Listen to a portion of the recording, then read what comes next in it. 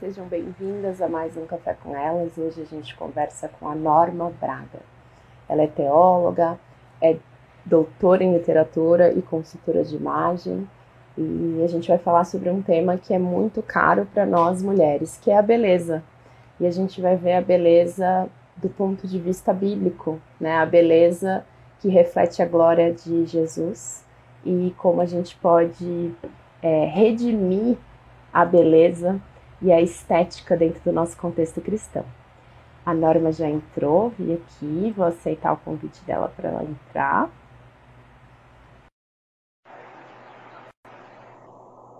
Enquanto a Norma entra, já vão compartilhando, apertem no aviãozinho. Olá, Norma, Oi, tudo tudo bom? bem? Que prazer em te conhecer. Igualmente. Semi-presencialmente, a gente quase se encontrou presencialmente no CTPI ano passado, né? Foi, eu fiquei doente, pois é. Mas há tempo para tudo, Verdade, né? verdade. Norma, que alegria poder conversar com você, ainda mais conversar sobre esse tema, que eu quero muito aprender. Eu estou nesse processo de conseguir valorizar mais o corpo, valorizar mais a beleza dentro do contexto da nossa espiritualidade, né?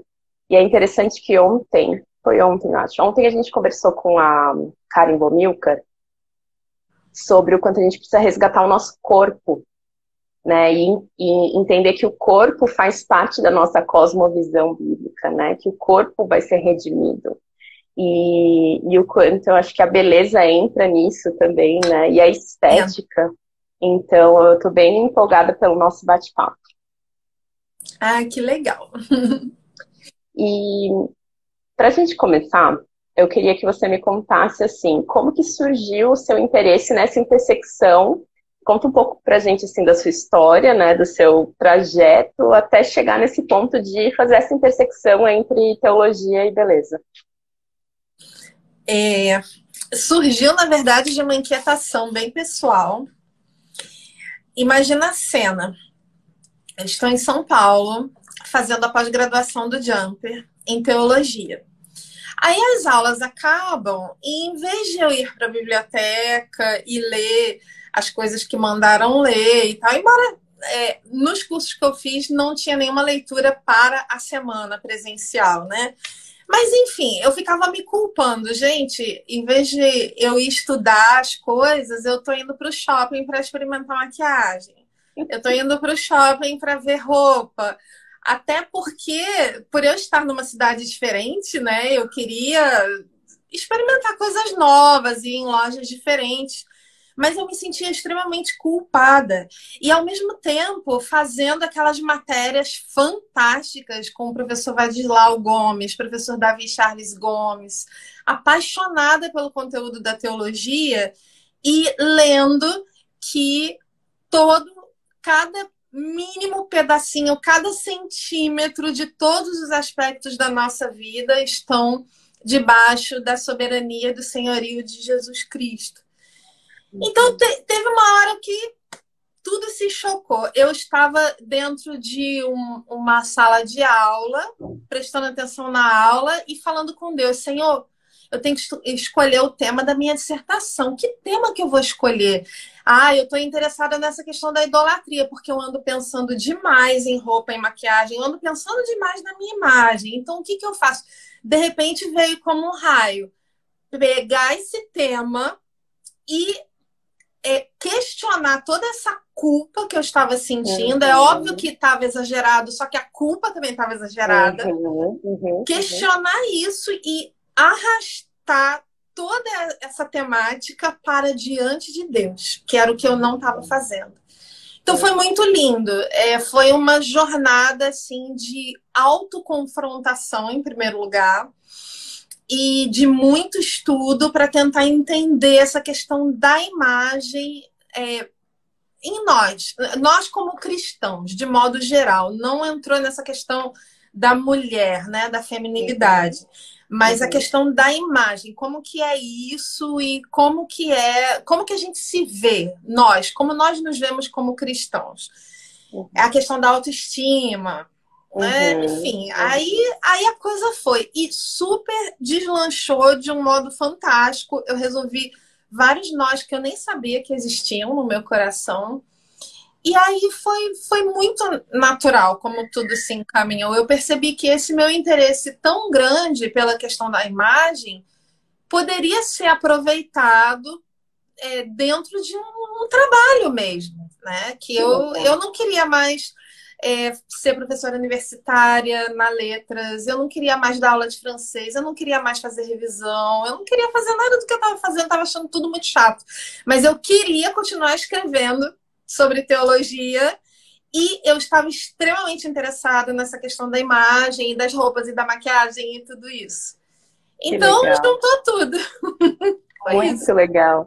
E você, assim, quais foram as distorções que você percebeu que você tinha e que você percebe também, né, dentro do ambiente cristão, que fazem com que a gente tenha essa culpa exacerbada dentro desse tema?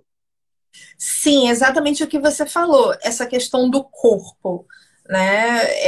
É como se nós pensássemos ainda a espiritualidade como algo desencarnado. Então, Uhum, tudo que diz respeito ao corpo, a gente acaba desvalorizando. Não só uhum, a imagem, né? Como também saúde, muitas vezes. uhum. Essa história de que crente come muito, não sei se você já ouviu isso. É, Eu já ouvi umas histórias do tipo, reunião de crente precisa ter, né? Muita comida. dono de buffet que fica, ai, não, tá vindo aquele pessoalzinho da igreja, vai me dar prejuízo. Então, assim, é complicado, né? A Uhum, gente não nunca falar de saúde, nunca levar isso tão a sério. E a questão da imagem ainda é pior, porque saúde alguém ainda pode pensar, não, estou é, preocupada com a vida da pessoa, mas imagem e aparência é considerado algo fútil, algo. Imagina, Deus não parece que está. é vaidade, né? Que você está sendo. Uhum, Exatamente. Mas aí é o que eu sempre digo: Deus nos fez como seres visíveis. Ele diz em sua palavra que ele é invisível, mas ele nos fez como visíveis. Isso significa que eu vou te ver, Luísa. Você vai me ver. E uhum, a forma como a gente usa esses recursos que a gente tem, o corte de cabelo, o formato, a cor, o tipo do óculos, o brinco, a maquiagem, tudo isso vai dizer alguma coisa. Agora, vai dizer alguma coisa que tem a ver com a gente ou vai dizer alguma coisa que não tem nada a ver com a gente? é. Então, E aí essa. e pensando na gente como imagem de Deus e filhas amadas do Pai, eu acho que o quanto a gente reflete isso também externamente mostra muito da nossa condição, né? Daquilo que a gente está acreditando a respeito de nós mesmos, né? Exatamente. Eu já ouvi vários relatos de irmãs queridas que me confessaram que preferiam não aparecer. Uhum, Então elas não escolhiam coisas para colocar em seus corpos com o intuito de, eu gostei tanto dessa roupa. Não, eu vou me vestir para não aparecer.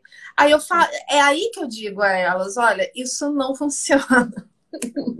A gente vai aparecer de qualquer é, maneira, porque nós somos visíveis. Então, você vai aparecer por fazer sentido a sua uhum, imagem com quem você é, ou você vai aparecer também por não por destoar. De repente as pessoas vão olhar e vão sentir algo estranho, porque aquilo que você está usando não está dizendo nada sobre você. E uhum, essa desconexão é sentida por quem nos olha. Então, o dilema não é entre aparecer ou não aparecer, mas sim entre como eu vou me mostrar. sim, estar condizente, né? Tá com uma narrativa de fora condizente com a narrativa de dentro, né? Exato. E você sabe que, assim, eu vejo essa questão do corpo e essa questão da, da nossa própria cosmovisão equivocada, né? com relação à redenção de todas as coisas. E o quanto o evangelho, em muitos âmbitos, né, acabou se restringindo só a uma salvação pessoal do seu espírito, que depois vai viver num céu desencarnado, tocando harpa, né? Eu sempre brinco e digo assim, gente, não vai ser, né? Céu não vai ser a gente tocando harpa, todo mundo de toga branca, né? E o quanto, quando a gente ganha essa dimensão de que Deus se interessa por todos os aspectos da vida humana, né? Exatamente. E Ele quer trazer para debaixo do senhorio de Jesus todos os aspectos. E eu acho que especificamente essa questão da beleza, Deus é um Deus que aprecia muito a beleza, né? Ele é o criador. Ele é o criador. Ele é o criador. E eu acho que a gente acabou se transformando em pessoas tão pragmáticas, tão práticas, que a gente acaba achando que o que é belo sem ser útil, né? É fútil. Exatamente. Apreciar a beleza pela beleza, né? Então, eu falei muito de dualismos no meu trabalho, porque os dualismos são coisas criadas, né? Ou atributos que nós, por causa do pecado original, colocamos uns contra os outros. Mas que quando Deus criou, Ele criou em harmonia. E nós colocamos uns contra os outros porque o nosso coração é rivalitário. O pecado é rivalitário. Quem cai em pecado se coloca como rival de Deus, mas também rival do seu próximo e rival da natureza e até rival de si mesmo. E o próprio pensamento, ele se torna uma teia de rivalidades. Então, essa ideia do belo contra o útil é uma ideia recente, né? Talvez possa ser localizada ali século 17, 18, mas ela está trabalhando o espírito das pessoas. Ainda. Nossa, muito interessante essa perspectiva da dualidade, porque a gente vive mesmo, né, 8 ou 80, e até mesmo essa separação, né, a separação entre o que é sagrado e o que é profano, a separação de espírito e de corpo, né, e o quanto, dentro da cosmovisão bíblica, é tudo entremeado, né, a gente é alma, corpo, espírito, tudo entremeado. Exato. E todos os momentos da nossa existência são momentos sagrados porque são vividos na presença de Deus, né? E assim como todas as esferas de conhecimento e áreas de atuação, né? Eu lembro que uma vez, conversando com um amigo meu, o Davi Charles Gomes, que eu vou citar pela segunda vez aqui nessa live, ele influenciou muito, tanto a mim quanto meu marido, uma pessoa que a gente admira muito. Eu estava falando para eles uma percepção que eu tinha tido sobre Gênesis, ali no comecinho, né? Porque quando a palavra diz que eles estavam nus e não se envergonhavam, e depois que eles pecam, eles passam a ter vergonha e se escondem. Eles se escondem de Deus, se escondem um do outro, e, enfim, eles se escondem. E depois Deus pergunta, mas quem fez vocês saberem que vocês estavam nus? Ou seja, eles estavam nus e não se importavam. Então, eu lembro que eu fiquei muito impactada quando eu li isso uma vez, porque eu pensei, que coisa impressionante, isso significa que um olhava para o outro e não se importava. Isso não era uma questão, estou nu. Por quê? Porque não havia nada para esconder. Então, Adão olhava para Eva, ela olhava de volta, e aquilo que eles viam era o que era. Essa dinâmica do oculto e do aparente não era uma questão. Passou a ser uma questão quando o pecado entra, quando o mal entrou no mundo, porque agora eu tenho pensamentos ruins sobre você, eu tenho outras intenções, eu tenho duplicidade. Então aí a nudez passa a ser uma questão. E é daí que vem esse dualismo, que é o mais perverso para minha questão da imagem, né? Para a questão da beleza, que é o entre aparência e essência, que é um dualismo trabalhado filosoficamente, né? Há muito tempo, e que infelizmente parte da história do cristianismo se apropriou disso. Então a gente pensa que Deus não olha para a aparência, Deus olha para o coração, e isso é Sim. usado para um sermão Uhum. mal feito, um solo de guitarra mal tocado, um templo feio.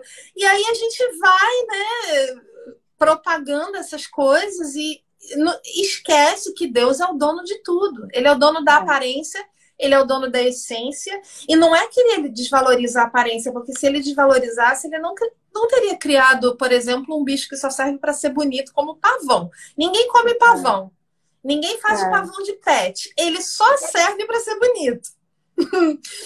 Deus não teria criado esse bicho e não teria criado milhões de outras coisas que só sim, são bonitas, né? exato. Mas o que a Bíblia claramente odeia é quando a aparência diz legal e a essência é exatamente o oposto. Uhum. É a Uhum. desconexão. Perfeito, né? É quando você Uhum. tem uma aparência de bondade, mas o seu coração está longe de Deus. Aí sim. Uhum. Uhum. Uhum. E Mas a aparência Deus ama.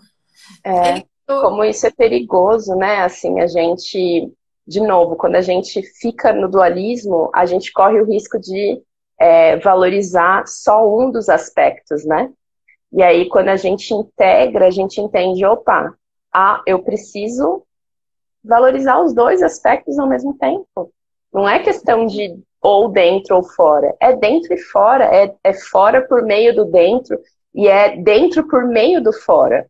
Porque também o quanto você se cuidar e você cuidar da sua beleza mexe com o seu interior também, né? Exatamente. Exatamente. É uma expressão de um amor saudável por si mesmo. E eu sei que tem pessoas que discordariam do que eu vou dizer, mas a Bíblia não condena o amor por si mesmo. Tanto que Jesus Vamos fala. entrar vamos entrar nesse tópico, eu Ah, acho que é então estou me importante. adiantando. Vamos. Vamos entrar. A gente vai abrindo as janelas e a gente vai entrar. A gente tem que entrar. Vamos Tem entrar que nisso. entrar.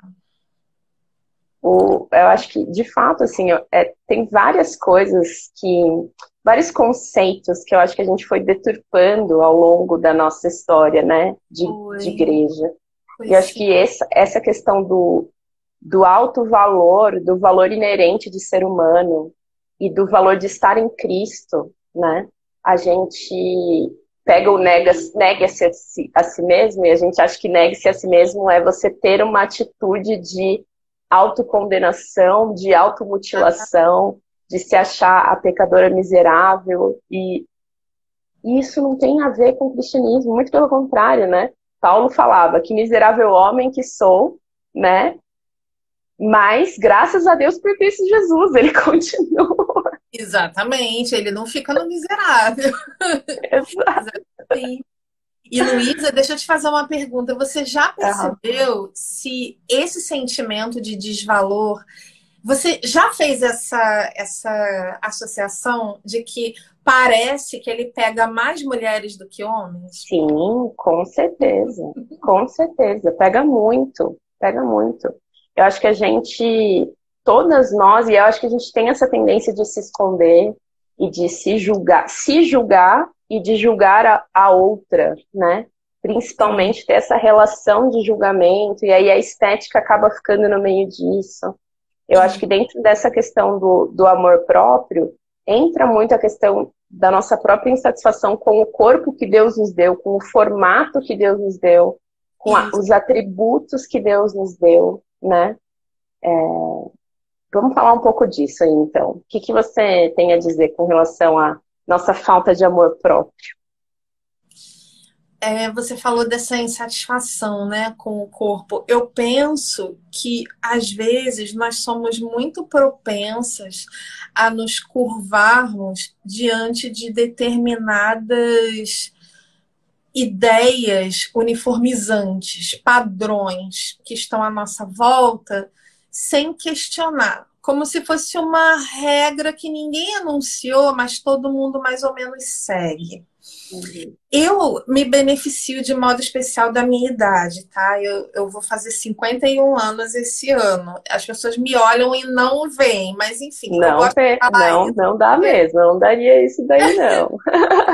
Isso tem muitos significados, e um deles é esse, que eu cresci numa época em que frizz era um troço normal, em que, enfim, não havia a guerra aos pelos como há hoje.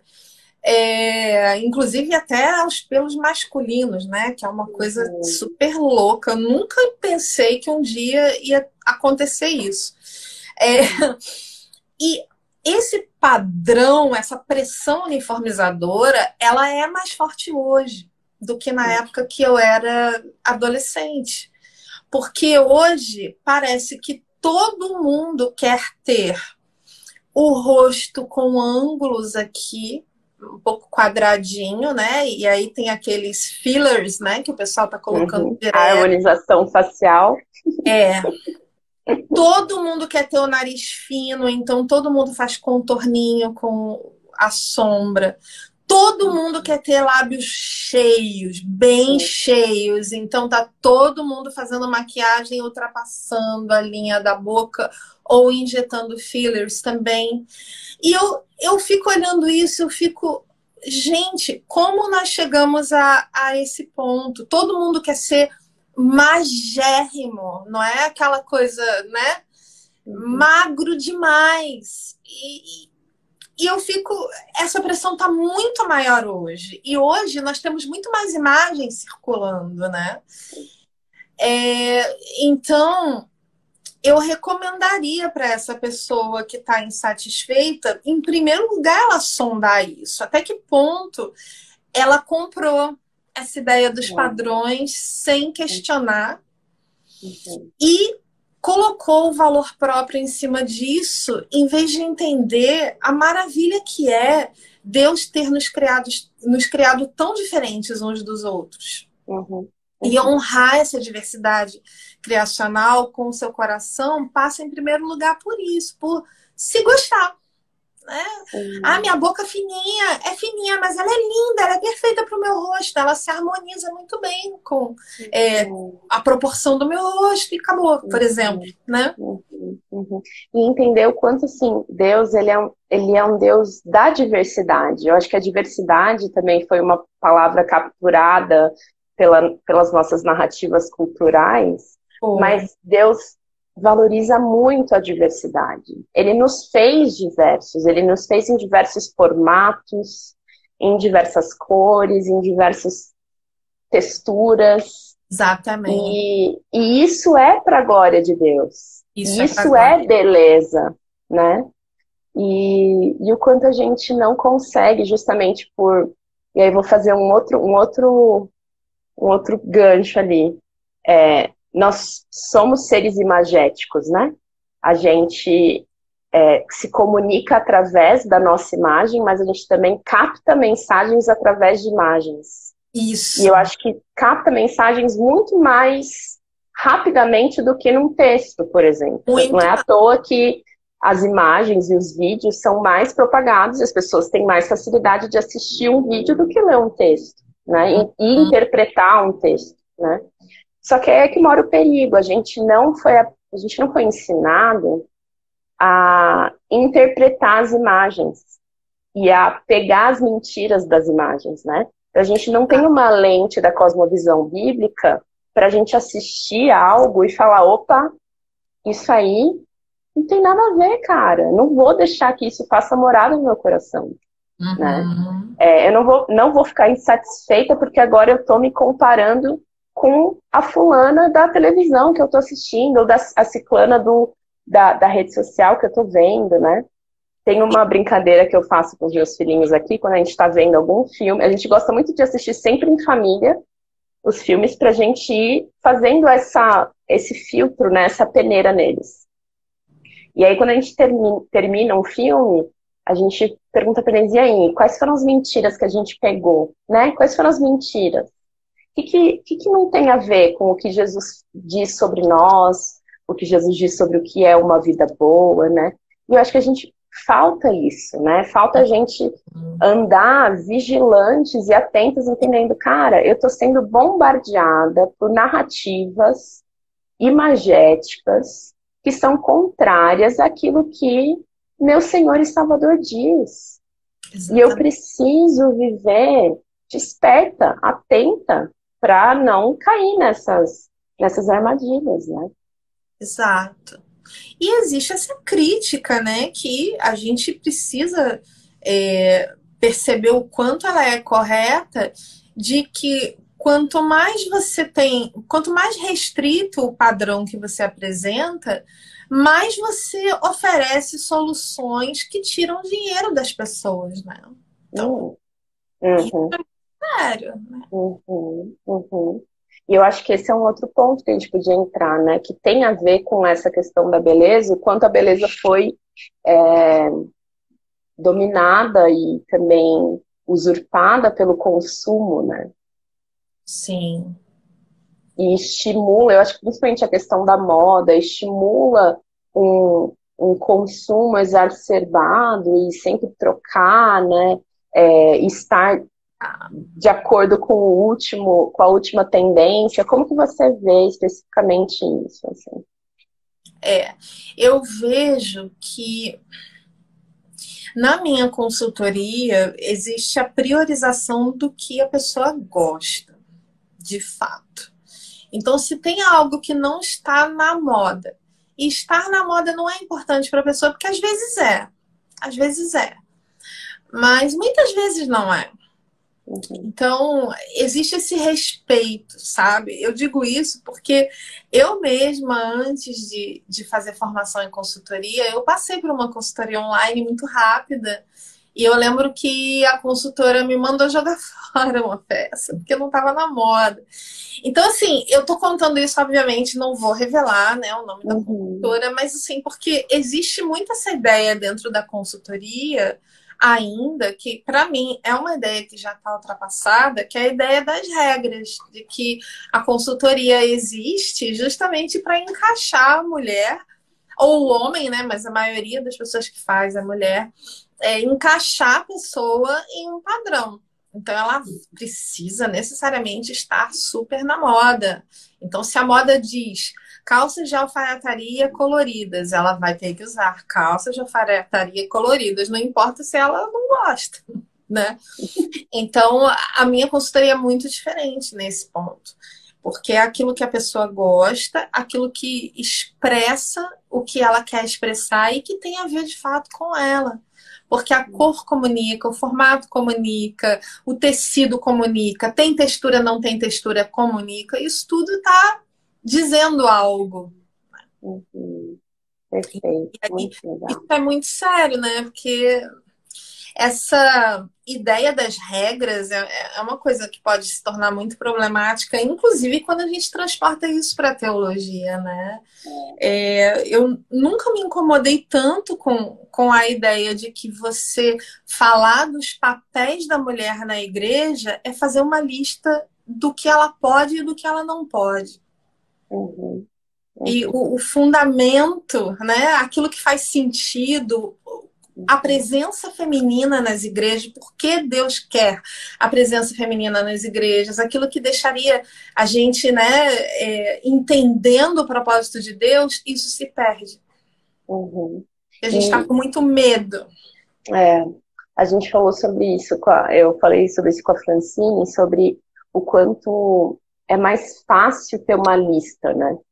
É mais simples, é menos difícil, né? De você tomar uma decisão, você me dá uma lista de do's and don'ts e pronto, né? Mas o Senhor nos chama a sabedoria e ao discernimento, né? E são, assim como são diversas as pessoas, são diversos os contextos, são diversos os chamados, são diversas as situações, as circunstâncias, e como é empobrecedor para o reino de Deus que a gente uniformize e a gente tente enquadrar em um único formato, né? A mulher cristã é assim e ela se veste desse jeito. E Exatamente. ela faz determinadas coisas, né? Exato. Eu vejo nas suas, quando você abre caixinha de perguntas, que sempre vem perguntas de tipo, posso isso, posso aquilo, e aí você tenta falar, gente, olha só, não é questão de posso ou não posso, né? E aí fala um pouco pra gente sobre o triperspectivalismo que você Fala. usa para responder. Lembra quando eu estava aparecendo lá no Twitter? Diga 5 assuntos que você poderia falar meia hora sem escutar nada. Triperspectivalismo para mim é um deles. Amo, amo, amo. John Frame. Mas, enfim, justamente para mim é um dos pilares da consultoria e um dos pilares da minha cosmovisão cristã, porque o triperspectivalismo faz você entender que existem mais duas perspectivas além do normativo. O normativo essencialmente é muito importante, porque quando você está na perspectiva do normativo, de fato você precisa entender que Deus ama determinadas coisas e ele odeia também outras coisas. E você precisa entender o que ele ama e o que ele odeia. Desculpa, Norma, espera só um minutinho que eu tô com uma interrupçãozinha aqui, rapidinho. Okay. Fala, filhão. Quer um cereal colorido? Poxa vida. A Doca já foi embora? Não sei. Não sabe? Você vê com ela. Tá? Ele quer um cereal colorido. Oh.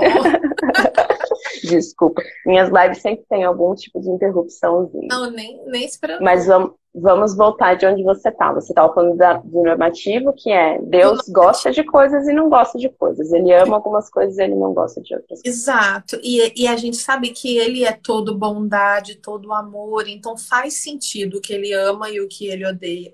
E a perspectiva do normativo é você entender isso, de fato, que tem determinadas coisas que a gente não pode fazer, alimentar no coração, porque são pecado. Então, o normativo, de fato, é aquilo. Tem essa questão do pode e não pode, ela está dentro do normativo. O problema não é você achar. Você não pode achar que pode tudo. Você não pode tirar o normativo. O problema é quando você só tem o normativo.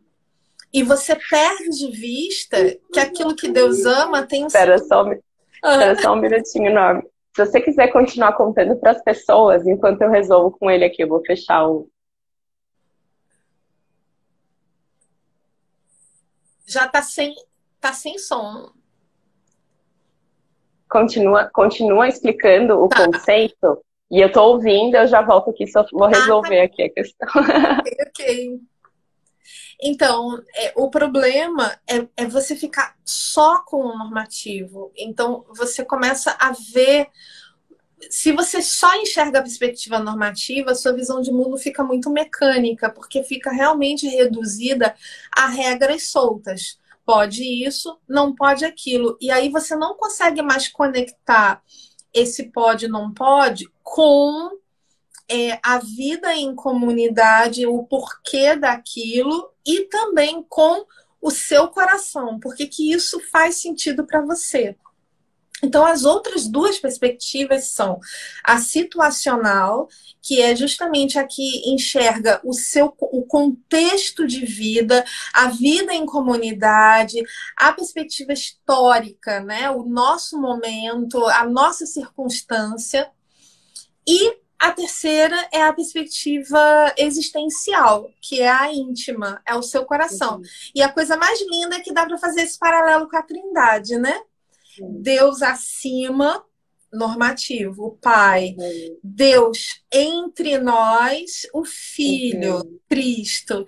E Deus dentro de nós, o Espírito. É lindo isso, é muito lindo. Então... Quando você deixa de fora uma das perspectivas, a sua visão fica capenga. É como se fosse um banquinho de 3 pernas. Se você tirar uma, ele cai.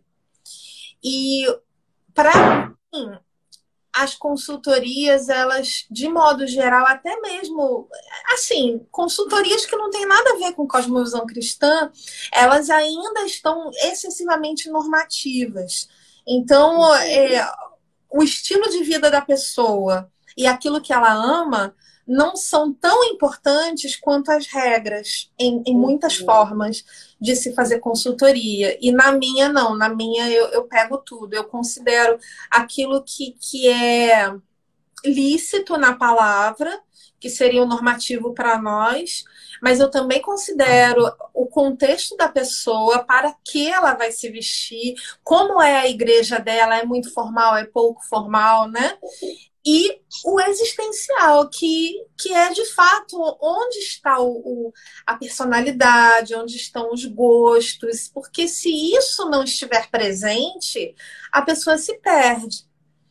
Às vezes as pessoas me falam, eu quero me vestir melhor para o meu marido, eu quero me vestir melhor para a igreja. Isso tudo é muito louvável e importante, mas isso está dentro do situacional. São os outros, são as minhas circunstâncias, mas vista-se para você também, porque se você pensar em você e no que você gosta, você vai, né, corresponder. Mas se você precisar de algum ajuste, porque o seu meio te pede isso, você vai poder fazer, mas você vai ter um parâmetro que é o que está no seu coração. Ao passo que se vestir somente para o outro não deixa de ser uma forma de autoanulação. Nossa, e é muito interessante. Eu acho que o grande desafio disso é justamente o quanto a gente está desconectada dessa existência, né?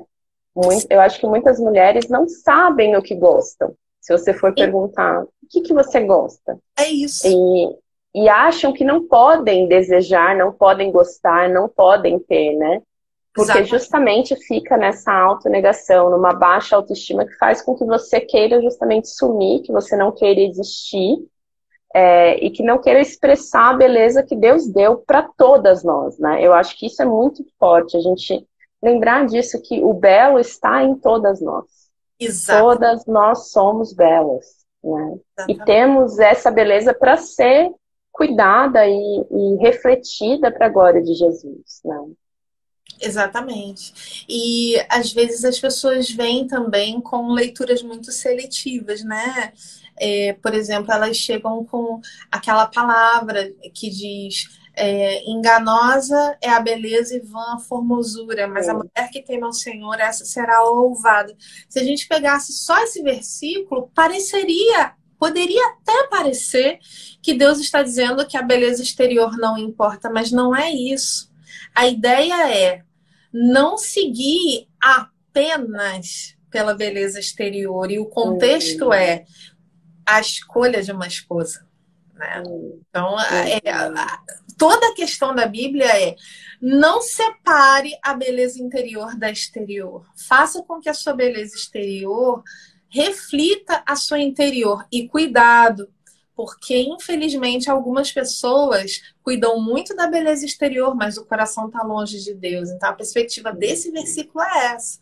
E aí as pessoas acabam extrapolando e não captando tudo que a Bíblia tem a dizer sobre a beleza feminina. Nossa, incrível, muito bom. E eu acho que o quanto quando você entende esse valor inerente, essa forma como Deus te olha, né? E a beleza que Ele vê na criação, que inclui você. É não glorificá-lo, você não cuidar do corpo e daquilo que Ele te deu, da aparência que Ele te deu, do exterior que Ele te deu, né? O quanto, eu acho que, desculpa, Norma, que eu tô sozinha com os meninos hoje, aí eles estão o tempo todo me interrompendo. Oi, filho. Pode sim. Ele veio perguntar se ele pode ver um filme agora. Pode. Mas o quanto, e aí de novo assim, isso eu tenho pregado para mim mesma, porque eu venho desse contexto de não valorizar o corpo, ou de também não valorizar a estética, ou achar que a estética é vaidade, que não deve ser valorizada, né? E entender o quanto cuidar do seu corpo e cuidar da beleza e expressar, né, a beleza através de tudo que você fizer é glorificar a Deus. Exato, exatamente. e que não fazê-lo é não glorificá-lo. Eu acho que aí pega ainda mais. Você fala assim, eu não estou adorando a Deus com É todo como o meu ser. um aspecto da existência ficasse sem luz, né? É como se você tivesse um quarto na sua casa tivesse vários quartos, e em um deles você nunca entra, você nunca acende a luz, você nunca olha o que tem lá dentro. Ele é um quarto morto na prática. Ele tá ali, ele existe, mas ele tá morto. E aí o que acontece é que você não experimenta a alegria de um modo tão geral, tão expandido, a alegria de viver com Deus, como você poderia experimentar, porque aquela partezinha ali está fora. E se ela está fora, geralmente é por alguma razão da história da pessoa. Geralmente ela cresceu com alguém que a influenciou muito, dizendo coisas ruins para ela em relação à imagem dela. Ela teve uma decepção muito grande. Ela foi ensinada que Deus não se importava com isso.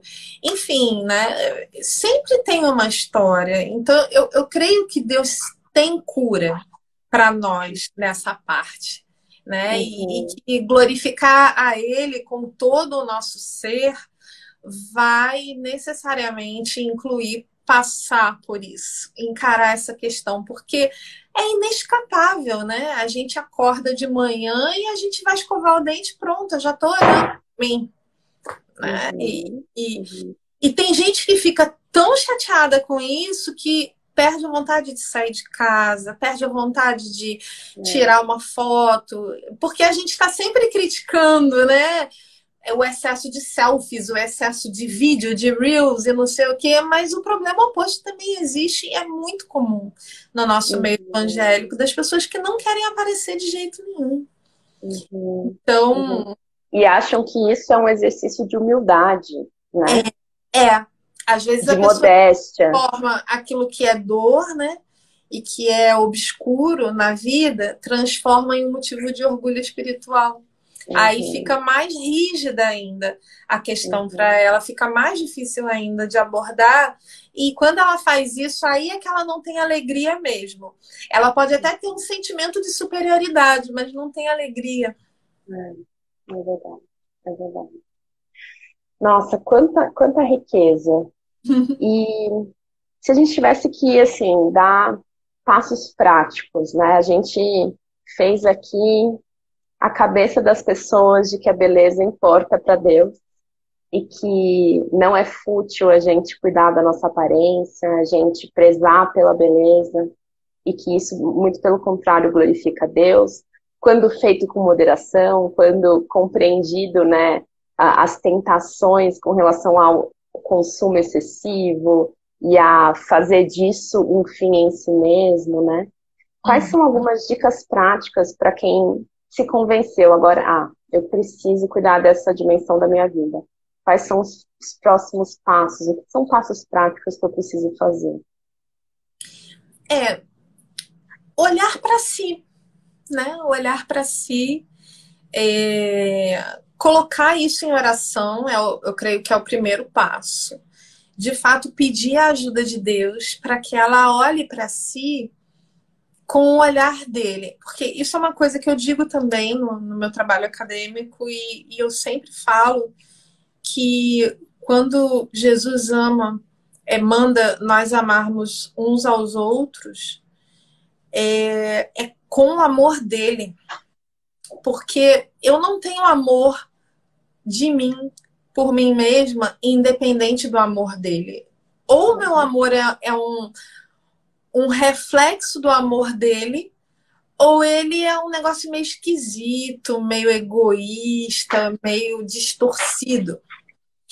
Então, esse amor a gente precisa clamar, porque ele não é fácil em algumas áreas da nossa vida. Em algumas coisas, a gente até se odeia mesmo. Eu lembro que quando eu era adolescente, eu valorizava muito a minha inteligência, mas eu não valorizava a minha beleza. Eu não valorizava aquilo que eu via de mais feminino em mim. Eu queria ser reconhecida por uma inteligência rígida, né? Talvez até em um mundo masculino, essencialmente. E aí eu acabava rejeitando tudo que, a meu ver, talvez me tornasse frágil. E isso é muito, muito profundo. E a gente tem isso mesmo. A gente meio que... O pecado, ele é fragmentador. Então a gente se mapeia e aprova algumas coisas e odeia outras, sendo que o próprio Deus, ele não odeia, porque ele criou e ele quer redimir. Então a gente precisa, antes de tudo, convidar a Deus, clamar a Deus, para que ele entre nessas áreas da nossa vida que estão obscuras e que a gente consiga se amar com o amor dele. E isso vai nos ajudar a amar também a nossa boca, o nosso nariz, o nosso cabelo, a nossa cor de pele, o nosso corpo. E porque às vezes a gente é ensinado até mesmo no nosso meio a se odiar, né? É como se fosse assim, ó, você comparece diante de Deus para achar pecado. Você faz aquele autoexame, você encontra o pecado e você se arrepende e acabou, você se limpa.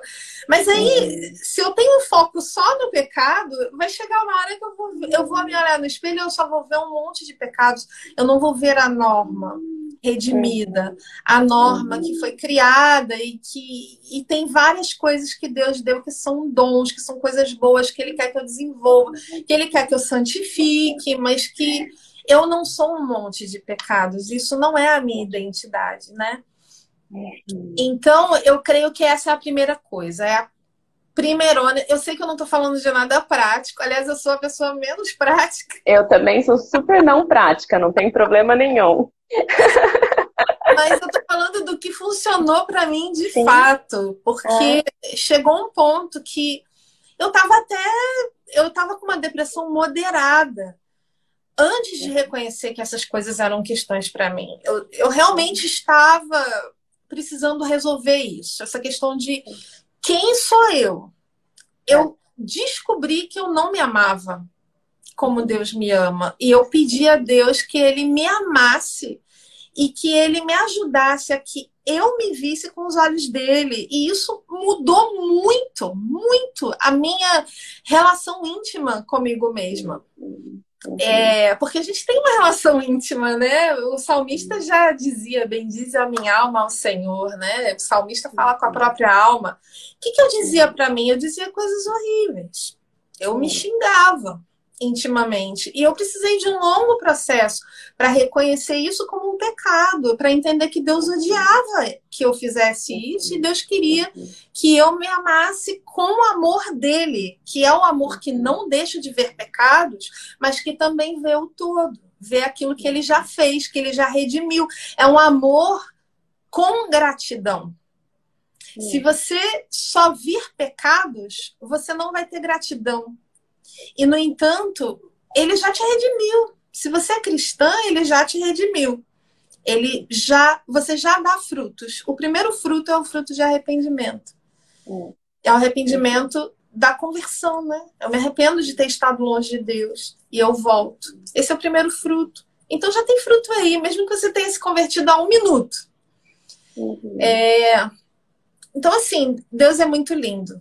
Deus é muito lindo. O que ele fez em mim foi um negócio, assim, de louvar muito, muito, muito. Ele realmente me transformou num dado momento da minha caminhada. Mesmo eu já tendo publicado o meu livro, feito palestras, faltava essa parte íntima, eu comigo mesma.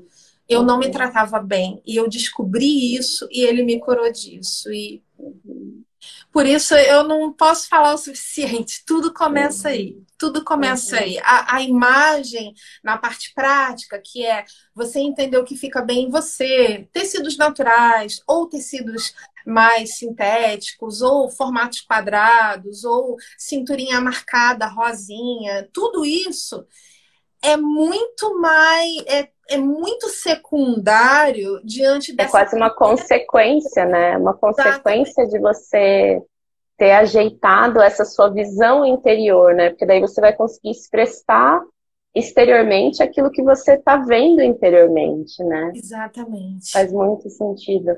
E eu acho muito especial isso, assim, a gente entender o quanto o Senhor, ele vai transformando à medida que a gente rende para ele, né? E que a gente admite, ó, eu tô vendo essa escuridão aqui e eu vou render ela para você. E aí o Senhor vem, ele joga a luz. E não é um processo fácil, né? Não é um processo que não é doloroso. Encarar, sentir a frustração, a culpa, mas é só através desse processo que a gente pode ter essa transformação por inteiro, né? Que faz parte da nossa salvação também, porque a salvação é a restauração, é a redenção, né?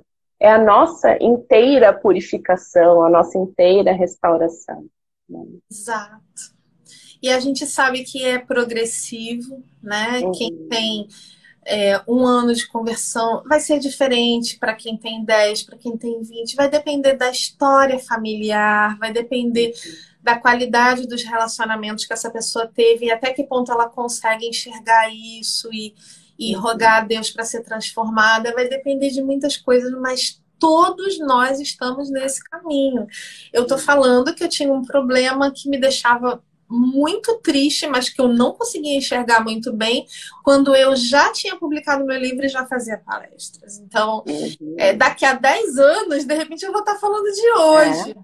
Mas hoje eu posso dizer que antes desse processo pelo qual eu passei, que culminou na minha entrada para esse trabalho da consultoria de imagem, eu realmente tinha uma angústia no meu coração que meio que não passava. E hoje eu não tenho mais. Então, assim, e eu nem consigo acreditar como Deus me livrou disso. Como eu consegui olhar para essa angústia e, caramba, esse negócio está aqui o tempo inteiro. E como, de repente, Deus falou, ok, eu vou tirar. E tirou. Nossa, e era isso. Glória a Deus. Era porque eu não me olhava com o olhar amoroso dele.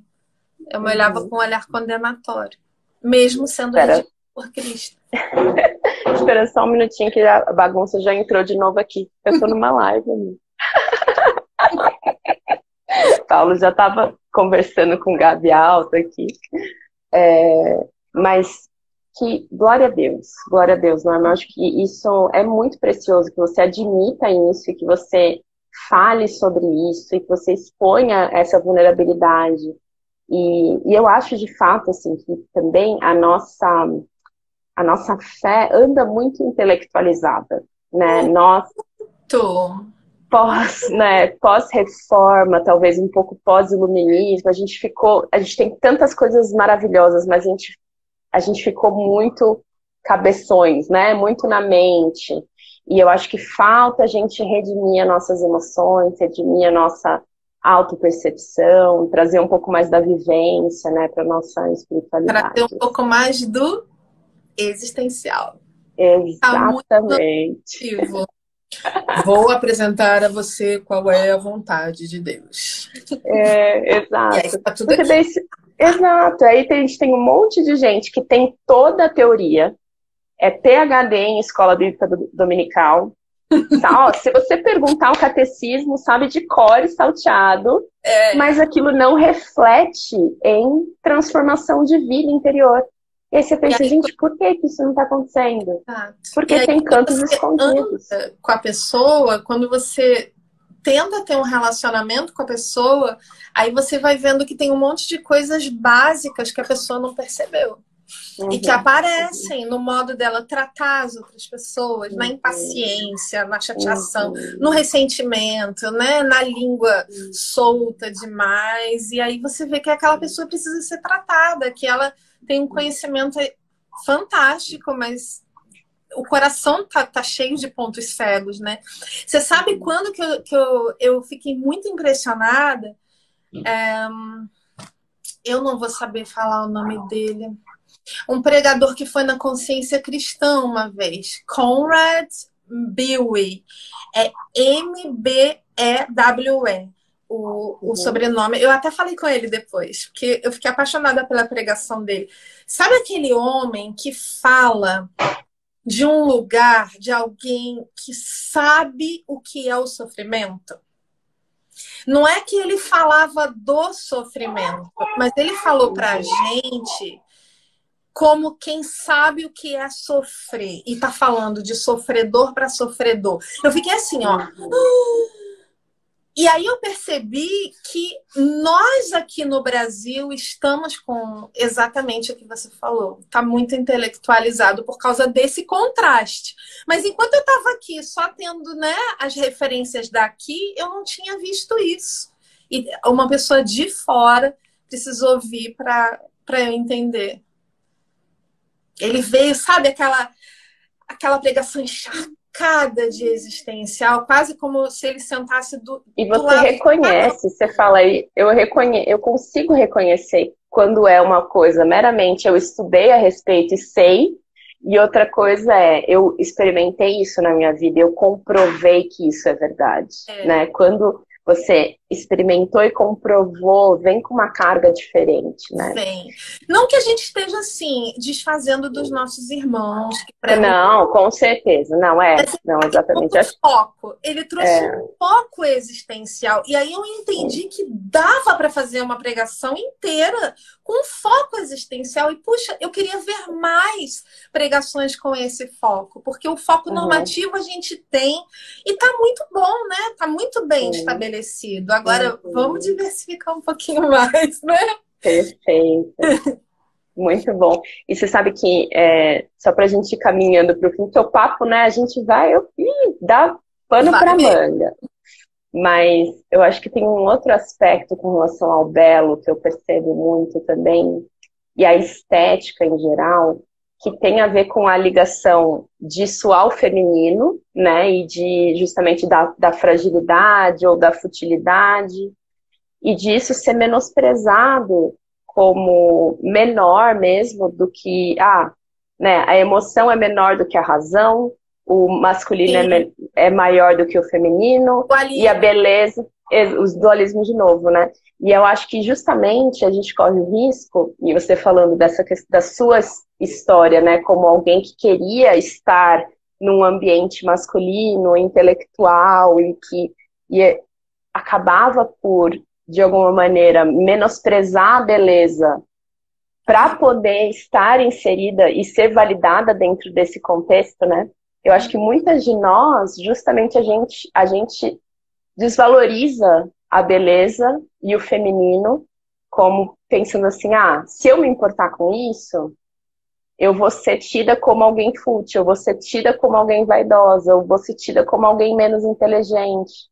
E o quanto a gente precisa, como mulheres, lutar por isso, entendendo, não, peraí, a beleza é tão importante quanto a emoção e a sensibilidade e a fragilidade, né, os aspectos femininos da criação, eles não são menores do que os aspectos masculinos da criação.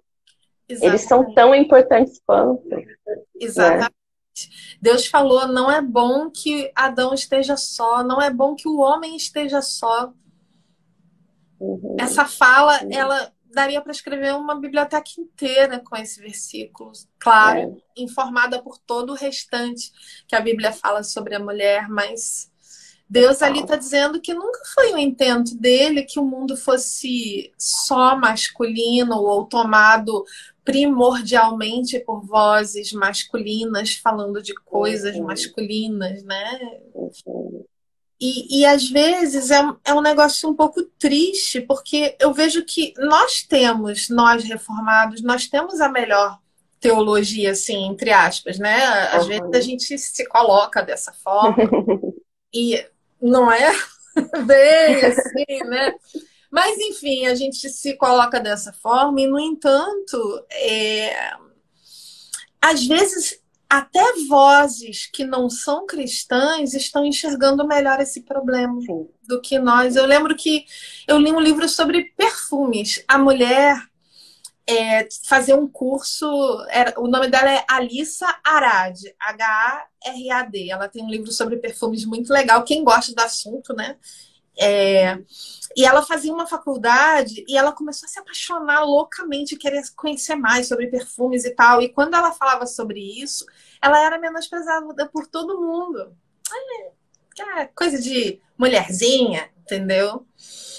E aí ela viu que a paixão dela cresceu mais do que a paixão pelo curso universitário. Aí ela foi se dedicar a isso. Hoje ela é uma escritora sobre perfumes. E ela faz isso muito bem.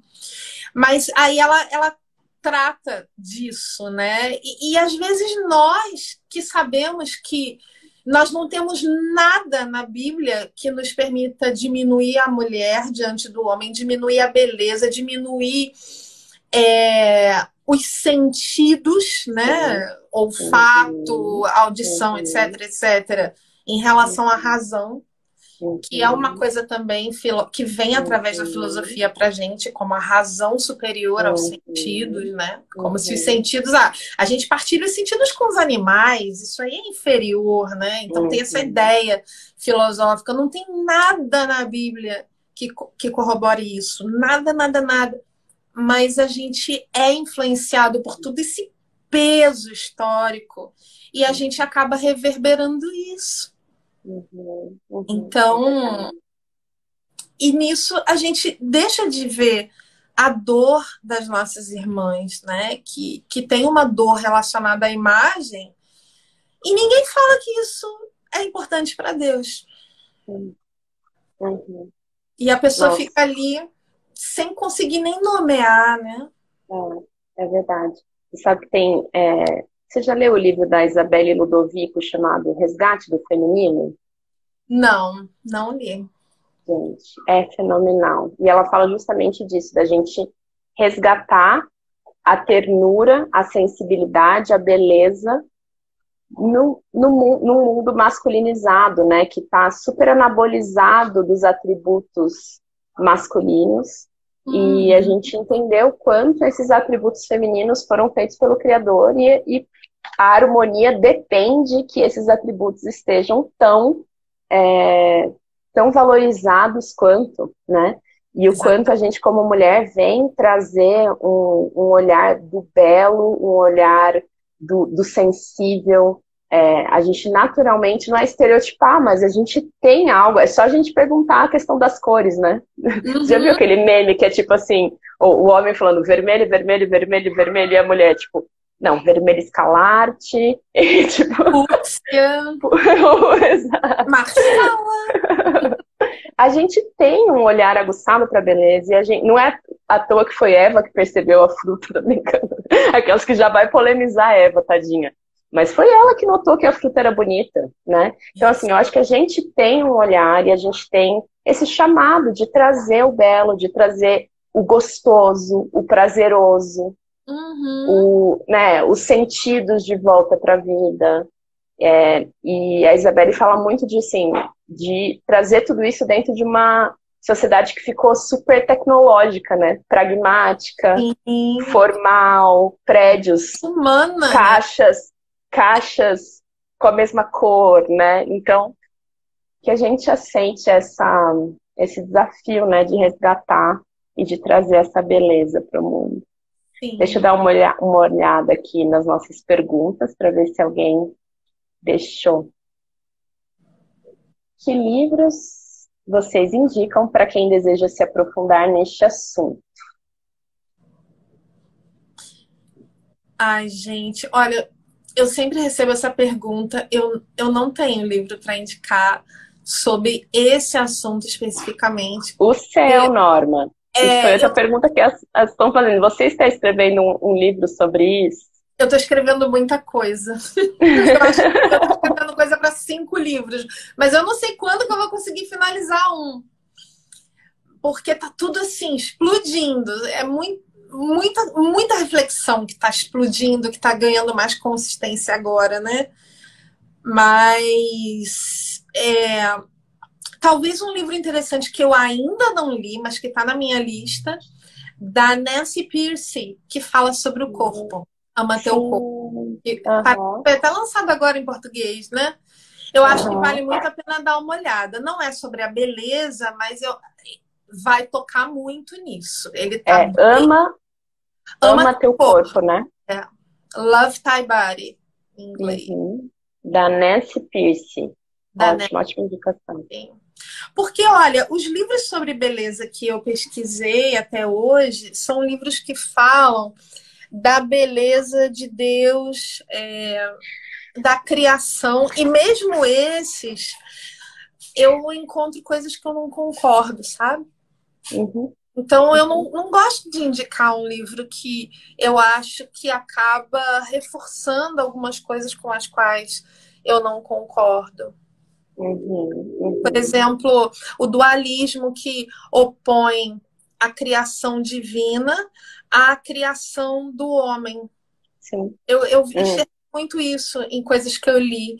E isso me Uhum. deixou triste, porque não existe dualismo. Não é para você Uhum. ficar fazendo É. escala, né, de A valor. Não. criação do homem é criação de Deus, né? A criação do homem também é criação de Deus. Quando um artista, mesmo sem ser cristão, ele faz uma obra de arte bonita, ele está refletindo o Criador, ainda que ele não saiba Uhum. disso. E aquilo também Uhum. pertence a Deus. Ele pode não ser salvo, ele pode de fato não voltar para Deus, mas o que ele tiver feito que for bom, belo e verdadeiro por causa da graça de Deus, vai voltar para Deus. Então, É. assim, isso é uma coisa muito forte no meu coração. Então, eu vejo que parece que muita gente dentro da teologia que está falando sobre o assunto da beleza está falando de uma perspectiva dualista. Eu não estou conseguindo achar ninguém com quem eu consigo concordar. Então, por isso. Geralmente isso é um chamado. Pois é. Não é? Geralmente é um Eu fico com chamado. medo de Seja parecer você a voz. sabe? Tipo, ai, ela não vai indicar nada, porque ela quer que as pessoas só leiam o livro dela. Mas não é, é porque eu só indico aquilo que eu, sabe? Sim. Que você vai concordar 100%, não vai deixar nenhuma brecha ali, De né? repente até 90%, mas assim, Aham. aquilo que eu acredito que não vai reforçar justamente o que eu acho que tem que ser combatido. Sim.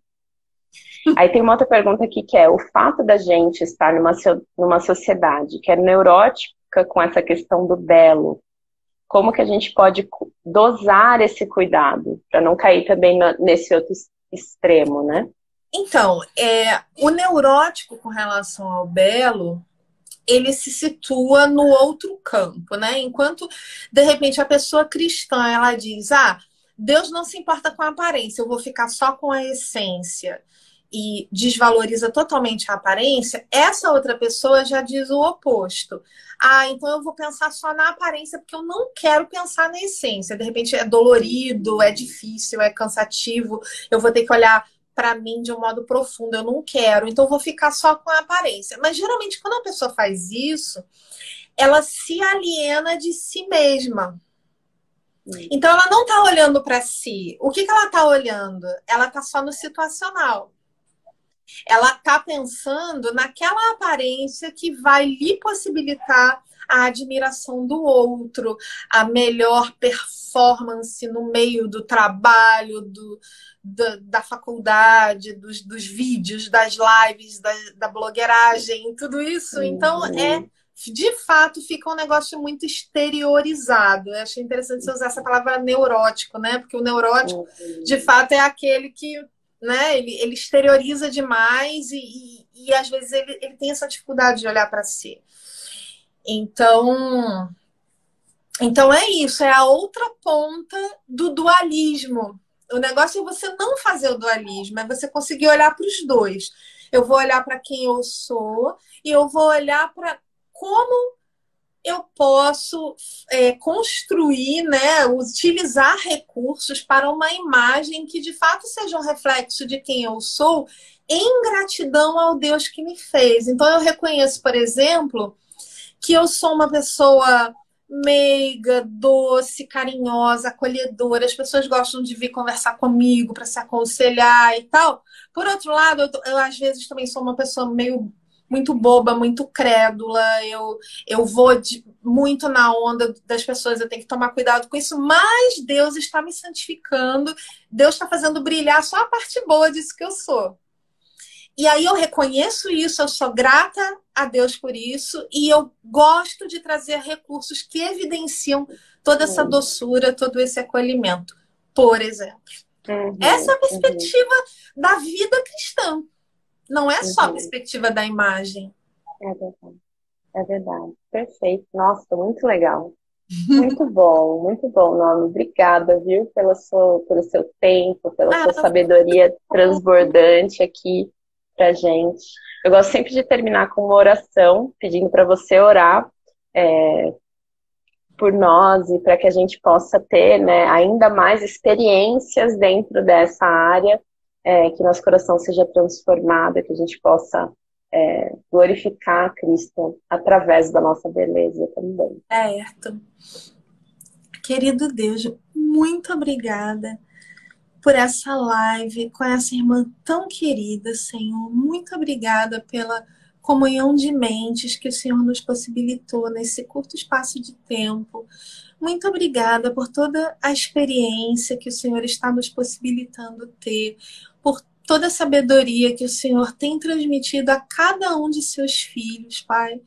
Muito obrigada, Senhor, porque foi o Senhor que colocou no nosso coração esse desejo pelo esforço, por buscar na tua graça essa convergência, essa integração entre a fé, entre o pensamento e entre a beleza. Eu te agradeço demais por isso, porque eu amo, Pai, o que eu tenho recebido do Senhor, e eu amo o Senhor, e eu quero te pedir que o Senhor inspire cada vez mais esse amor que vem de te ver em cada aspecto, cada mínimo aspecto das nossas vidas, Pai. Quero te pedir que quem me ouve possa receber do Senhor e possa não deixar nenhum quartinho escuro, Pai, nas suas vidas, sem a tua presença, sem um pensamento sobre o que o Senhor, a vontade do Senhor para a nossa vida naquele aspecto específico. Eu te peço, Pai, que o Senhor nos ajude a crescer cada vez mais diante do Senhor e a amar cada vez mais o Senhor e amar os nossos irmãos e amar a nós mesmos como amamos, de um modo saudável, Pai. Não egoísta, não narcisista, Amém. mas amar com o teu amor, Pai. Muito obrigada por tudo e muito obrigada por essa conversa. Amém. Amém. Amém. Amém. Muito obrigada, Norma. Até a próxima. Gente, Até! obrigada por todos que estiveram aqui com a gente. Deus abençoe muito vocês. Vai Um ficar beijo, gravada, querido. né? Vai ficar gravada, isso aí. Beleza. Tchau, Um beijo, gente. beijo. Tchau, Norma. Um beijo pra você. Tchau, tchau.